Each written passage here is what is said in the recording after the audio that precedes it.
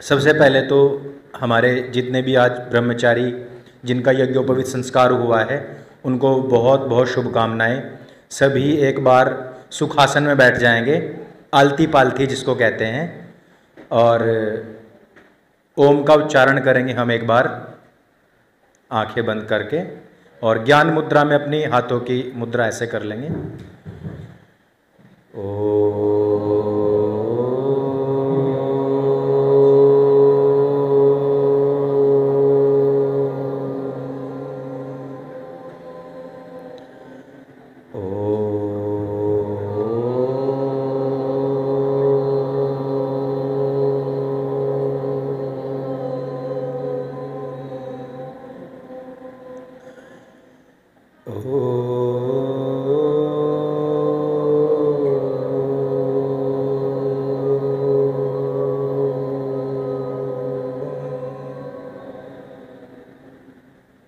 जब मेरा खुद का यज्ञोपवीत संस्कार हुआ था 11 साल की उम्र में, तो मेरे पिताजी ने मुझे गंगा जी में खड़ा कर दिया अक्टूबर के महीने में। तो मैं क्या करना होता था कि यहाँ तक गंगा जी में डूबना होता था और रोज़ाना मंत्र जपने होते थे। तो उसमें 33,000 बार गायत्री मंत्र और 11,000 बार महामृत्युंजय मंत्र जाप करवाने के बाद यज्ञोपवीत संस्कार हुआ। तो ऐसा कई हफ्तों तक पूरा वो चला, और उसी टाइम कहा गया कि भाई आप जब तक यज्ञोपवीत संस्कार मतलब जब तक यज्ञोपवीत तप रखोगे अपने पास, तो आपने गायत्री जाप अवश्य करना है। तो वो एक एज होती है जब आपको ये चीज़ें समझानी पड़ती हैं, बतानी पड़ती हैं कि यज्ञोपवीत संस्कार ग्रहण करना कोई ऐसा नहीं कि बस ले लिया। ये एक बहुत बड़ी जिम्मेदारी है। 3 प्रकार के ऋण है ना, देव ऋण, ऋषि ऋण और पितृ ऋण। और ये ऋण से हम इस पूरी जिंदगी, ऋण तो कभी नहीं हो सकते, लेकिन यह केवल उनको याद दिलाने के लिए था। कई सारी ऐसी कथाएं भी आती हैं कि जब मुगलों ने यज्ञोपवीत गले में जनेऊ देख करके गर्दनें उतारनी शुरू कर दी, तो पुरुषों ने अपनी स्त्रियों की रक्षाओं के लिए, क्योंकि पहले 3 धागे स्त्री और 3 धागे पुरुष दोनों ही पहनते थे, तो पुरुषों ने अपनी स्त्रियों के गले से भी यज्ञोपवीत लेकर के अपने गले में पहनने शुरू कर दिए थे, जो कि अभी भी पौराणिक पद्धतियों में आप देखते होंगे 6 धागे अभी भी पहनते हैं। ये हम ही करते हैं कि 3 धागे स्त्री पहनेगी, 3 धागे पुरुष पहनेगा। नहीं तो अगर आप देखोगे तो पूरे बाकी का जो भी संसार है, जीवन, उसमें क्या होगा कि शादी वाले दिन यज्ञोपवीत संस्कार होता है और उसमें 6 धागे पहनाए जाते हैं। जबकि हम ये बात समझ ही नहीं रहे हैं कि क्या स्त्री के ऊपर इस प्रकार से देव ऋण या पितृ ऋण या ऋषि ऋण नहीं है क्या उनको पालन नहीं करना चाहिए? लेकिन इसको फिर जोड़ दिया जाता है कि मैं तो अशुद्ध होती हैं। अरे तो प्रति महीने चेंज कर लो, उसमें क्या है? हम प्रतिदिन 2 बार तो कपड़े चेंज करते हैं, तो महीने में 1 बार हम यज्ञोपवीत अपना चेंज नहीं कर सकते क्या? कर सकते हैं, बड़े आराम से कर सकते हैं। लेकिन ये एक मेंटेलिटी अब्राहिमिक रिलीजन की है कि स्त्रियों के अंदर आत्मा ही नहीं है।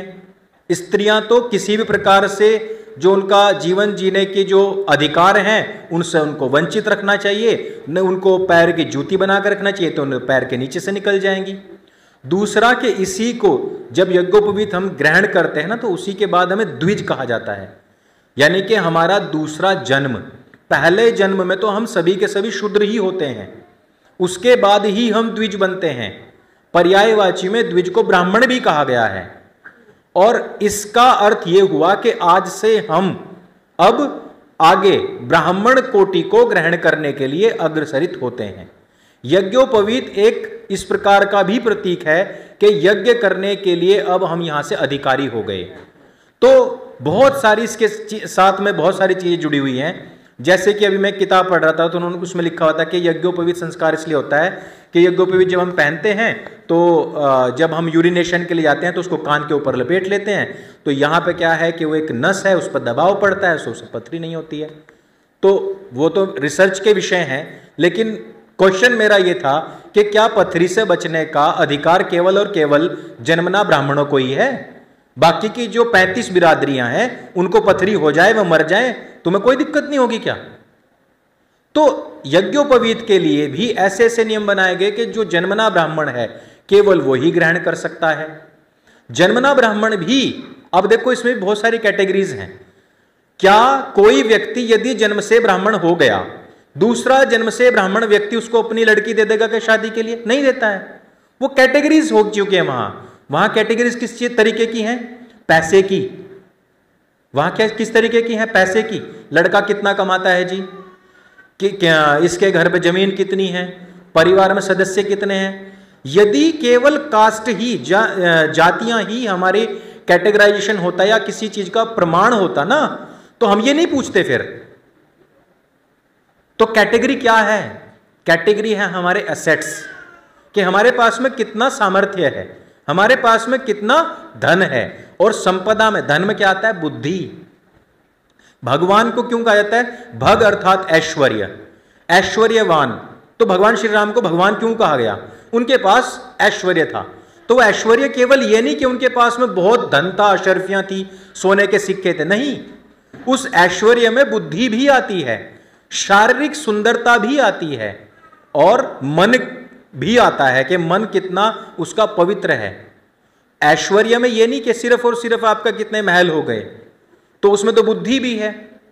तो अगर आप ब्राह्मण हो और दूसरा ब्राह्मण है, तो आप उसको अपनी बेटी या बहन इसलिए दे दोगे क्योंकि वो ब्राह्मण है? नहीं। उसमें दिमाग भी है या नहीं? उसके पास अगर पैसा भी होगा तो भी ये देखा जाएगा उसके पास में बुद्धि भी है नहीं। कहते नहीं कमा तो गधा भी लेता है, लेकिन खर्च करना नहीं आता उसको, वो आता है इंसान को ही है। तो इसलिए ये जो सारी चीजें बनाई गई हैं, ये बनाई गई हैं, या तो ये मान लो कि गुलामी काल, जिस तरीके से बहन जी कह रहे थे कि भाई संत रविदास जी के समय में, उस समय जब सिकंदर लोदी यहां आया तो जातिवाद उस समय पर बहुत बढ़ा, लेकिन उसको फिर घसीटा भी गया, फिर उसको जन्मना भी बनाया गया। और इसी एक जो कहते हैं ना कि एक जो बैरिकेड लगाया हुआ था, उसको तोड़ने का कार्य किसने किया? महर्षि दयानंद सरस्वती जी ने। उन्होंने कहा कि जो हमारे ऐश्वर्य हैं, जो हमारी बुद्धि है, जो हमारे सामर्थ्य हैं, वो किसी एक जन्म से या जाति से आने के बाद में डिसाइड नहीं होते हैं, वो हमारे पूर्व के जन्मों से डिसाइड होते हैं कि हमने पूर्व के जन्मों में क्या संस्कार प्राप्त किए हैं। तो वो अगर हम उस चीज पे जाएंगे तो हमारे जो जातिगत बैरिकेड्स हैं ये सब हट जाते हैं। आज 14 अप्रैल है, आज बाबा साहब भीमराव अंबेडकर जी का जन्मदिन भी है, और उन्होंने हजारों की तादाद में बौद्ध मत स्वीकार किया था अपने अनुयायियों के साथ में। और मैं ये मानता हूं कि इसी दिन पे हमारे काफी सारे भाई बंधुओं ने अगर यज्ञोपवीत संस्कार ग्रहण करके अपनी सनातनी परंपरा को स्वीकार किया है, तो ये एक बहुत बड़ी बात है। क्योंकि अक्सर कर ये प्रोपेगेंडा फैलाया जाता है कि तुम्हें तो मंदिर में घुसने नहीं दिया जाएगा, तुम्हें तो यज्ञोपवीत नहीं पहनने दिया जाएगा, जबकि यह असली बात नहीं है। वेद में कहीं पर भी नहीं लिखा है कि जो जन्म से जातिगत ब्राह्मण होगा या क्षत्रिय होगा या बनिया होगा केवल उसी को मिल सकता है। नहीं, जो भी अपने धर्म के प्रति जागरूक है, जो यज्ञ करना चाहता है, जो भी व्यक्ति इसका सामर्थ्य रखता है अपने पास, वो ग्रहण करे। ये मैं मानता हूं कि इसके नियम हैं और उन नियमों का पालन करना बिल्कुल आवश्यक है, अत्यंत आवश्यक है, वो जरूरी है। ऐसा नहीं कर सकते कि आपके गले में यज्ञोपवीत भी दिख रहा है और आप कहीं खड़े होकर चोरी चकारी भी कर रहे हो, झूठ भी बोल रहे या पाप कर्म कर रहे हैं। ये एक जिम्मेदारी है। तो जो कहते हैं कि क्या ब्राह्मणों को ये सब अधिकार हैं, उनका जीवन क्योंकि बहुत ज्यादा कठोर तपस्या से गुजरता है, इसलिए लिया जाता है। आप लोग भी यदि सामर्थ्यवान हैं और उसको कर सकते हैं तो आप करो, आपको किसी की कहीं पे भी कोई भी रोक टोक नहीं है। और आगामी भविष्य में भी इस तरीके के और आयोजन हो। मैं तो पुरोहित जी को कह रहा था कि मैं तो चाहता हूं कि यहां बैठने की जगह ना मिले, इतने बड़े बड़े आयोजन होने चाहिए, और इसके लिए हम सबको मिलकर के काम करना पड़ेगा। क्योंकि केवल धागे की आड़ में बहुत बड़ा समाज है जो हमारे लोगों का ब्रेन वॉश कर रहे हैं, और वो भी केवल अपना राजनीतिक लाभ लेने के लिए। तो हमें उन प्रपंचों में नहीं आना है। तो हम सबको एक साथ खड़े होना है, अपने धर्म, अपने सनातन की रक्षा के लिए खड़े होना है, संकल्पित होना है, और अपने जीवन को पवित्र तो बनाना ही बनाना है। तो यह जो यज्ञोपवीत है, यह आपके माता पिता आपके गुरु और ईश्वर, इनका जो हमारे ऊपर ऋण है, यह आपको उसका प्रतिफल आभास कराएगा, याद दिलाएगा। ऐसा ना हो कल कि आपके गले में यज्ञोपवीत है और माता पिता से ऊंचे स्वर में बात कर रहे हो, ठीक है, गुरुओं की अवहेलना कर रहे हो और ईश्वर के प्रति ऐसे अपमानजनक शब्दों का प्रयोग कर रहे हो।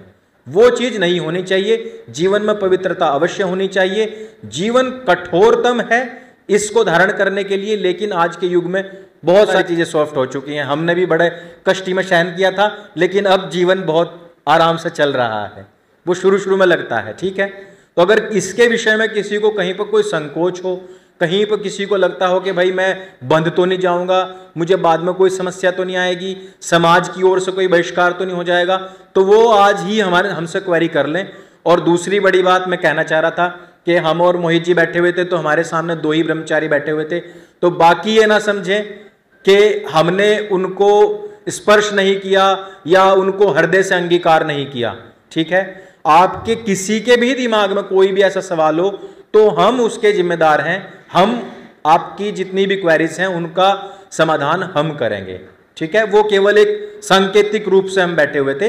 बाकी सब लोग ये मान लें कि अंकुर आर्य यहां बैठा हुआ है, कहीं भी होगा तो आप जितनी भी क्वेरीज होंगी मेरे से डायरेक्ट कर सकते हो। मैं अपने संपर्क सूत्र भी दे दूंगा। धन्यवाद।